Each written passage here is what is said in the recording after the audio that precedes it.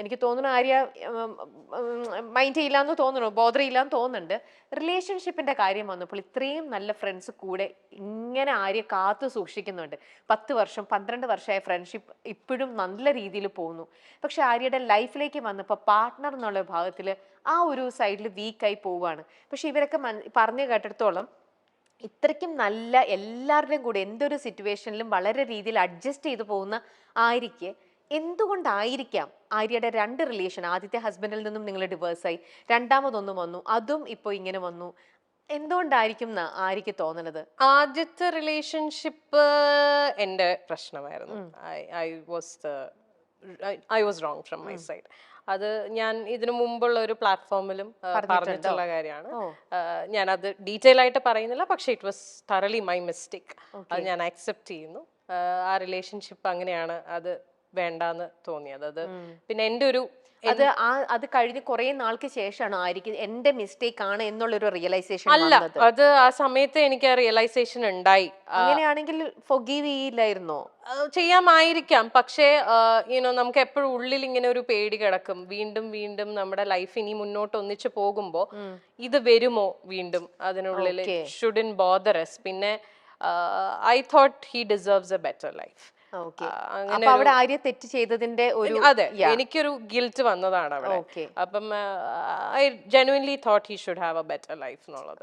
പിന്നെ he found his life partner also. ആളിപ്പം married ആണ്, ഹാപ്പി ആയിട്ട് അവര് ഒന്നിച്ച് വർക്ക് ചെയ്യുന്ന ആൾക്കാരാണ്, ഹാപ്പി ആയിട്ട് പോകുന്നു. So that was meant to be. അങ്ങനെ വിശ്വസിക്കുന്ന ആളാണ് ഞാൻ. ശരിയാണ്, we have a beautiful girl child.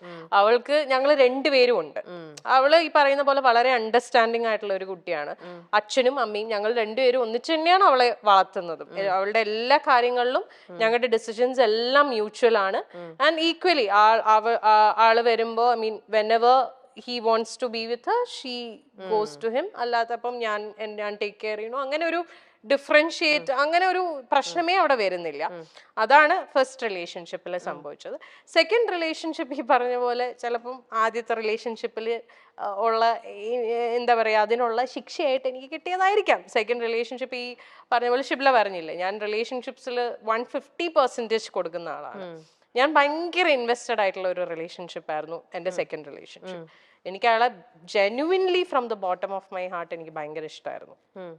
I knew he was not the perfect person and all. ആൾക്ക് ഫ്ലോസ് ഉണ്ടായിരുന്നു, ആൾക്ക് പാസ്റ്റ് ഉണ്ടായിരുന്നു, പക്ഷെ അതെല്ലാം ഓക്കെ ആയിട്ട് അങ്ങനെ തന്നെ അക്സെപ്റ്റ് ചെയ്ത ഒരാളായിരുന്നു ഞാൻ. But I never thought he would do this to me. പിന്നെ അതിന് ഞാൻ കുറ്റം പറയുന്നില്ല. മേ ബി ആൾക്ക് നമുക്ക് ഫസ്റ്റത്തെ ഒരു അടി പോലെ നമുക്ക് എക്സാക്ട്ലി അത് കിട്ടി, അങ്ങനെ ഞാൻ വിശ്വസിക്കുന്നു. അങ്ങനെ ആയിക്കോട്ടെ, നമ്മൾ അങ്ങനെ ഒന്ന് ചെയ്തുകൊണ്ട് നമുക്ക് മറ്റുള്ളവരെ ബ്ലെയിം ചെയ്യാനും പറ്റില്ല. ഞാൻ ബ്ലെയിം ചെയ്യുന്നില്ല. എനിക്ക് ആകപ്പാട് ആളുടെ അടുത്ത് ദേഷ്യം തോന്നിയ ഒരു കാര്യം എന്ന് പറഞ്ഞാൽ അക്സെപ്റ്റ് ചെയ്തില്ല. ലൈക്ക് വേറെ ഒരു ആളോടൊരു ഇഷ്ടം തോന്നി, അല്ലെങ്കിൽ ആ റിലേഷൻഷിപ്പിലേക്ക് പോയി എന്നുള്ളത് അത് ഓപ്പൺലി എന്നോട് പറഞ്ഞിരുന്നെങ്കിൽ നമ്മൾ സ്റ്റെപ്പ് ബാക്ക് ചെയ്യും. We would never force someone. നമുക്ക് ഒരാളെ ഫോഴ്സ് ചെയ്യാൻ പറ്റില്ലല്ലോ നമ്മുടെ കൂടെ നിൽക്കൂ എന്നുള്ളത്.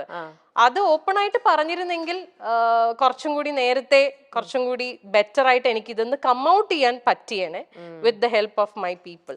പക്ഷെ അത് സംഭവിച്ചില്ല. അപ്പോൾ ഇത്രയും ട്രൂ ഫ്രണ്ട്സിനെ പോലെ തന്നെ ചില ഫ്രണ്ട്സ് അപ്പൊ ആര്യനെ ചീറ്റ് ചെയ്തിട്ടും ഉണ്ടാവണം. യെസ്, അല്ലേ? ഉണ്ട്. അതുകൊണ്ടാണല്ലോ ഇങ്ങനെ ഒന്ന് സംഭവിച്ചത്. അല്ലേ? അതും ശരിക്കും ഭയങ്കര പെയിൻഫുൾ ആയിട്ടുള്ള, ഇറ്റ് ഈസ് വെരി പെയിൻഫുൾ. ആരും ഒരിക്കലും എക്സ്പെക്ട് ചെയ്തിട്ടുണ്ടാവില്ല ഈ ഒരു സാധനം ആ ഒരു പർട്ടിക്കുലർ പേഴ്സണിൽ നിന്ന് വരും. എക്സാക്ട്ലി, അതാണ് എനിക്ക് ട്രോമയായി പോയത്. അതിപ്പോ മേ ബി ഞാൻ അറിയാത്ത ഒരാളായിരുന്നെങ്കിൽ എനിക്ക് ചിലപ്പം ഇത്രയും ബുദ്ധിമുട്ടുണ്ടാവില്ല. ഇത് എനിക്ക് ആ പെയിൻ ശരിക്കും കിട്ടുന്നു, കാരണം എനിക്ക് റിലേറ്റ് ചെയ്യാൻ പറ്റുന്നുണ്ട്. എന്റെ കണ്ണിപ്പം നിറയാണ് ആക്ച്വലി. കാരണം ആ ഒരു വേദന ഒരു ലേഡി എന്നുള്ള രീതിയിൽ എന്റെ കണ്ണ് നിറയണം. നമുക്കത് ശരിക്കും നമുക്കത് ഫീൽ ചെയ്യാൻ പറ്റുന്ന ഒരു കാര്യമാണ്. ആര്യ അത് യു വെന്റ് ത്രൂ ദാറ്റ്. ഭയങ്കര ഒരു ആര്യ അത് എങ്ങനെ ഹാൻഡിൽ ചെയ്തു? It was very difficult. ഞാൻ I fell on to a depression. ഭയങ്കര ബുദ്ധിമുട്ടായിരുന്നു. I lost myself.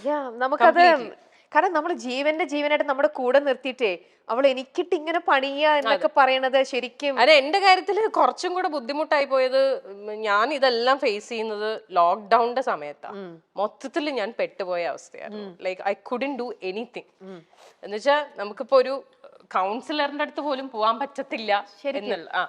ഒരാളെ ഇപ്പം നമ്മൾ പറയും ഓക്കെ ഫ്രണ്ട്സിന്റെ അടുത്ത് പോയിരുന്ന് ചിലപ്പോൾ സംസാരിച്ചാ ഓക്കെ എങ്ങനെ പോവാനാ മുറിന്ന് പുറത്തിറങ്ങാൻ പറ്റില്ല because we are all lockdown. ആകപ്പാടെ ഈ കമ്മ്യൂണിക്കേഷനേ ഉള്ളൂ. പക്ഷെ എത്രയൊക്കെ നമ്മൾ ഫോണിൽ കമ്മ്യൂണിക്കേറ്റ് ചെയ്താലും ഒരു ഫേസ് ടു ഫേസ് നമ്മൾ ഇപ്പൊ ഇങ്ങനെ ഇരുന്നൊരു ബ്രേക്ക് ഡൗൺ ചെയ്ത് പോയാൽ ചിലപ്പോൾ ഇതങ്ങ് പോവും. അതും ഫോണിൽ നമ്മൾ സംസാരിക്കുന്നതൊക്കെ തമ്മിൽ there's a lot of difference. Badai ബംഗ്ലാവ് എന്നൊരൊറ്റ പരിപാടിയിലൂടെ തന്നെ ഏറ്റവും പ്രശസ്തിയിലെത്തിയൊരു നടിയാണ് ആര്യ. ബഡായി ആര്യ എന്നാണ് സോഷ്യൽ മീഡിയയിലെ താരത്തിന്റെ പേര്. താരത്തിന് ഏറ്റവും കൂടുതലായിട്ട് അറിയാവുന്നത് ബഡായി ആര്യ എന്ന നിലയ്ക്ക് തന്നെയാണ്. പലപ്പോഴും സോഷ്യൽ മീഡിയയിൽ വളരെ ആക്റ്റീവായ താരം റീലുകൾ പങ്കുവച്ചും വിശേഷങ്ങൾ പങ്കുവച്ചും ചോദ്യോത്തരങ്ങൾ പങ്കുവച്ചും ഒക്കെ എത്താറുണ്ട്. തനിക്കെതിരെ വരുന്ന എല്ലാ അലിഗേഷൻസിനും വിമർശനങ്ങൾക്കും വിവാദങ്ങൾക്കും എല്ലാം ആര്യ കൃത്യമായ മറുപടി നൽകാറുമുണ്ട്. ഒന്നിൽ നിന്നും ഒഴിഞ്ഞു നിൽക്കാനോ അല്ലെങ്കിൽ മാറി നിൽക്കാനോ ഉത്തരം നൽകാതെ മൗനമായിരിക്കാനോ ആര്യ തയ്യാറല്ല. ബിഗ് ബോസ് എന്ന ഷോയിൽ എത്തുന്നവരെയും ഭയങ്കര വലിയ നല്ല ഇമേജ് ആയിരുന്നു ആര്യയ്ക്ക്. എന്നാൽ ബിഗ് ബോസിലെ താരത്തിന്റെ പ്രകടനം ഏറെ വിമർശനങ്ങൾക്കിടയാക്കി. ആര്യ വെമ്പാല എന്ന പേരിൽ വരെ താരത്തെ വിളിക്കാൻ തുടങ്ങി. വലിയ രീതിയിലാണ് ആരാധകരെ നഷ്ടപ്പെട്ടത്. സാധാരണ ബിഗ് ബോസ് എന്നൊരു ഷോയിലൊക്കെ എത്തുമ്പോൾ ആര്യ അല്ലെങ്കിൽ സാധാരണ ഒരു താരത്തിന് നല്ലൊരു ഇമ്പാക്റ്റ് ഉണ്ടാകാറുണ്ട്, കൂടുതൽ അവസരങ്ങൾ ലഭിക്കാറുണ്ട്. എന്നാൽ ആര്യയെ സംബന്ധിച്ചിടത്തോളം ഒരു നെഗറ്റീവ് ഇമ്പാക്റ്റ് ആണ് ഈ പരിപാടിയിൽ പങ്കെടുത്തപ്പോൾ ഉണ്ടായത്. അതുമാത്രമല്ല താരം തന്റെ ജീവിതത്തിൽ സംഭവിച്ച കാര്യങ്ങളെപ്പറ്റി ബിഗ് ബോസിൽ പലപ്പോഴും തുറന്നു പറയുകയും ചെയ്തു. ബിഗ് ബോസിൽ വെച്ച് തനിക്കൊരു പ്രണയമുണ്ടെന്നും ആ ബിഗ് ബോസ് ഷോ കഴിഞ്ഞാൽ തങ്ങൾ ഒന്നാകുമെന്നും ഒക്കെ ആര്യ തുറന്നു പറഞ്ഞിരുന്നു. വർഷങ്ങളായുള്ള ബന്ധമായിരുന്നു അത്. എന്നാൽ ബിഗ് ബോസിൽ നിന്നും തിരിച്ചു മടങ്ങി ആര്യയെ കാത്തിരുന്നത് വലിയൊരു ദുരന്ത വാർത്തയായിരുന്നു. കാരണം താൻ ഏറെ പ്രണയിച്ച തന്റെ കാമുകനെ അല്ലെങ്കിൽ താൻ വിവാഹം കഴിക്കാൻ പോകുന്ന തന്റെ പ്രിയപ്പെട്ട ആളെ തന്റെ ഉറ്റ കൂട്ടുകാരി സ്വന്തമാക്കി കഴിഞ്ഞു എന്ന വാർത്തയാണ്. ആര്യ ഇത് കണ്ടെത്തുകയായിരുന്നു. ഇതിന്റെ ഒരു വേദനയും ആ ഡിപ്രഷനും ഒക്കെ താൻ കടന്നു വന്നതിനെ കുറിച്ച് ആര്യ പലപ്പോഴായി പറഞ്ഞിട്ടുമുണ്ട്. തന്റെ ജീവിതത്തിൽ സംഭവിച്ച കാര്യങ്ങളെക്കുറിച്ച് ആര്യ തുറന്നു പറയുകയും ചെയ്തിട്ടുണ്ട്. ആദ്യ വിവാഹം തകർന്നതിനെക്കുറിച്ചും പ്രണയ തകർച്ചയെക്കുറിച്ചും ഒക്കെയുള്ള ആര്യയുടെ വെളിപ്പെടുത്തലുകൾ വാർത്തയായിട്ടുണ്ട്. തന്റെ വിവാഹമോചനത്തെക്കുറിച്ചുള്ള തെറ്റിദ്ധാരണകളെക്കുറിച്ചും ആര്യ പറയുന്നുണ്ട്. തനിക്ക് മറ്റൊരു ബന്ധം ഉണ്ടായിരുന്നതിനാലാണ് വിവാഹം തകർന്നതെന്ന പ്രചാരണം തെറ്റാണ് എന്ന് ആര്യ പറയുന്നുണ്ട്. മാത്രമല്ല അരോയ ബൈ ആര്യ എന്ന് പറയുന്ന ഒരു സ്റ്റാളും ഒരു ഷോപ്പും പിന്നെ കാഞ്ചീപുരം എന്ന് പറയുന്ന ഒരു ഷോപ്പും ആര്യയ്ക്ക് സ്വന്തമായുണ്ട്. ഇവിടേക്ക് വന്ന ഒരു ഫോൺ കോളും അതിനെ ചൊല്ലി ഉണ്ടായ ആ മോശം രീതിയിൽ ഒരാൾ തന്നോട് സംസാരിച്ചതും ഒക്കെ ആര്യ തുറന്നു പറയുന്നുണ്ട്. ഇത് സോഷ്യൽ മീഡിയയിൽ വലിയ ചർച്ചയൊരു സംഭവമാണ്. അത് മാത്രമല്ല തന്റെ രണ്ടാമത്തെ ബ്രേക്കപ്പിനെ കുറിച്ചും തന്റെ ആദ്യ ഭർത്താവിനോട് താൻ ചെയ്തതിന്റെ കർമ്മഫലമാകാം തനിക്ക് കിട്ടിയതെന്നും ആര്യ ഒട്ടും ജാള്യതയില്ലാതെ തുറന്നു പറയുന്നുണ്ട്, തുറന്ന് സമ്മതിക്കുന്നുണ്ട്.